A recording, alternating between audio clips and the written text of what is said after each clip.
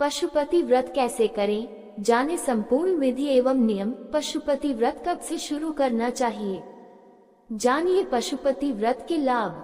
पशुपति व्रत हमेशा पूर्णिमा के दिन जो सोमवार हो उसी दिन से शुरू करना चाहिए और अगर ऐसा संभव न हो तो किसी भी शुक्ल पक्ष के सोमवार से व्रत प्रारंभ कर देना चाहिए। अगर यह भी नहीं हो सके तो जो सोमवार से मन में पशुपति व्रत शुरू करने का विचार है उसी सोमवार से पशुपति व्रत प्रारंभ कर देना चाहिए। पशुपति व्रत करने से मनुष्य के जीवन में चल रही सभी समस्याओं का अंत हो जाता है, क्योंकि आपको पता होगा कि पशुपति अस्त्र एक अमोघ अस्त्र है जिसका वार कभी खाली नहीं जाता। इसी प्रकार पशुपति व्रत करने वाले की मनोकामना कभी खाली नहीं जाती। तो चलिए जान लेते हैं पशुपति व्रत के बारे में विस्तृत जानकारियाँ। पशुपति व्रत करने के लाभ। पशुपति व्रत के लाभ। पशुपति व्रत मात्र 5 व्रत किया जाता है जिससे मनुष्य की दुर्लभ से दुर्लभ मनोकामनाओं की सिद्धि होने लगती है। पशुपति अस्त्र के समान पशुपति व्रत भी अमोघ है तथा इसे करने में किसी प्रकार की कठिनाई भी नहीं आती है, क्योंकि इसे मात्र 5 की संख्या में ही किया जाता है। 5वें व्रत में ही उद्यापन किया जाता है, इसलिए ये काफी असरदार और आसान व्रत होता है। पशुपति व्रत के नियम। पशुपति व्रत के नियम। पशुपति व्रत करने वाले को सर्वप्रथम सुबह जल्दी जागना चाहिए। पशुपति व्रत करने वाले को एक थाली जरूर लेना चाहिए। थाली में ही पूजा की सभी सामग्रियां लेकर शिवालय में जाना चाहिए। ध्यान रहे जिस थाली से सुबह पूजन करना है उस थाली को वापस सुबह के पूजन के बाद धोना नहीं है। उस थाली में पूजा की सभी सामग्रियां लेकर और 5 दीपक लेकर शिवालय में जाना चाहिए। व्रत करने वाले को मन, कर्म तथा वचन से शुद्ध होना अनिवार्य है। पशुपति व्रत की पूजा सामग्री। एक थाली सफेद चंदन, फूल, बेलपत्र, नंदी जी के लिए दूर्वा, धतूर का फूल और पत्ता, शमी का फूल और पत्ता, पंचामृत यानी दूध, दही, घी, शक्कर, शहद, साफ जल जिसमें गंगा जल मिश्रित हो, बेलपत्र, भोग प्रसाद के लिए कुछ सामग्री जैसे रोली, चंदन, घी का एक दिया, भस्म, इत्र, कलवा, जनेऊ इत्यादि। पशुपति व्रत की पूजा विधि। पशुपति व्रत करने वाले को ब्रह्म मुहूर्त में जागकर अपने सभी घर के कामों को खत्म करके नहा ले। अपने देवी देवताओं की पूजा करने के बाद एक थाली तैयार करे जिस थाली में सभी सामग्रियों को सजा ले और इसे लेकर किसी भी शिव मंदिर जरूरी है। यदि व्यवस्था दूर हो और न जा सके तो घर पर भी ये पूजन कर सकते हैं, परंतु इस पूजन को जल्दी फलीभूत करना है तो आप अवश्य किसी शिव मंदिर जाएं।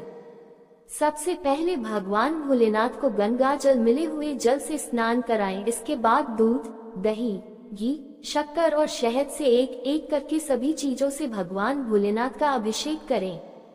जब सभी अभिषेक पूर्ण हो जाए तो अंत में फिर स्वच्छ जल से महादेव को स्नान कराएं। भोलेनाथ का श्रृंगार करेंगे। इसके बाद उन्हें सबसे पहले इत्र लगाएंगे, फिर चंदन लगाएंगे, उसके बाद जनेऊ पहनाएंगे तथा अंत में वस्त्र स्वरूप मौली उन्हें अर्पित करेंगे। इसके बाद फूल या फूलों की माला जो आप ले गए हो वह चढ़ाएंगे। इसके साथ ही शमी पत्र और बेलपत्र भी जरूर चढ़ाएं। आंकड़े के पत्ते या फूल भी चढ़ाने से वह शीघ्र प्रसन्न होते हैं। इन सब के बाद घी का एक दीपक भी प्रज्वलित करें। भोग के लिए जो भी सामग्रियां ले गए हैं वह भोग स्वरूप में वहां पर अर्पित करें। मंदिर में अलग से गौरी, गणेश और कार्तिकेय जी हैं तो उनका भी पूजन करें और अगर आप सुहागत हैं तो आप गौरी माता को सिंदूर भी जरूर अर्पित करें। अंत में किसी भी स्तोत्र का पाठ कर सकते हैं। इस प्रकार आपकी सुबह की पूजा पूर्ण हो गई। पशुपति व्रत में शाम की पूजा विधि। पशुपति व्रत में जो सुबह पूजन के लिए आप थाली ले गए हैं उस थाली को बिना धोए रख दें। जो सामग्रियां बची हुई है उसे उसी प्रकार रहने दें और उसी से शाम को भी भोलेनाथ की पूजा करें।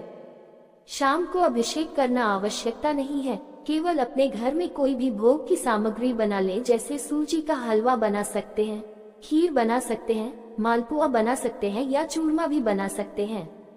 उसके बाद घी के 6 दिए अपने साथ लेकर मंदिर जाएं। मंदिर जाकर 5 दिए वहां जला दें।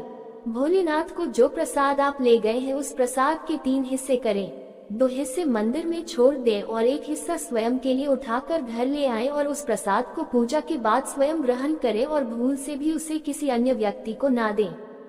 प्रसाद ग्रहण करने से पहले 5 दिए मंदिर में प्रज्वलित करें और एक दिए को बिना जलाए अपने घर आएं और इस दिए को घर की चौखट पर यानी आप अपने घर की तरफ मुंह कर लें और फिर आपका दाहिना हाथ जिधर है इस दाहिनी हाथ की तरफ घर की चौखट पर घी का एक दिया जला दें और भोलेनाथ को प्रणाम कर अपनी मनोकामना की पूर्ति की कामना करें। फिर घर में आकर वह जो तीसरा हिस्सा आप मंदिर से ले आए हैं उसे ग्रहण कर लें। इस प्रकार आपकी शाम की पूजा भी पूर्ण हो गई। पशुपति व्रत की उद्यापन विधि। पशुपति व्रत की उद्यापन विधि। पशुपति व्रत का उद्यापन व्रत के 5वें दिन ही किया जाता है। उद्यापन की सारी विधि सामान्य वही रहेगी जो हम प्रतिदिन पूजा करते हैं।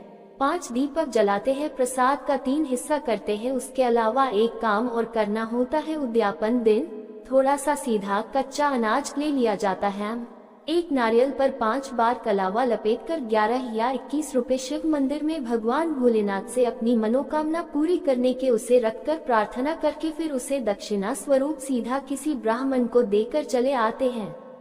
बस यही है व्रत की उद्यापन विधि और इस प्रकार व्रत करने से महादेव सभी कामनाएं पूर्ण कर देते हैं। उम्मीद करती हूँ ये जानकारी आपको बहुत पसंद आई होगी। धन्यवाद।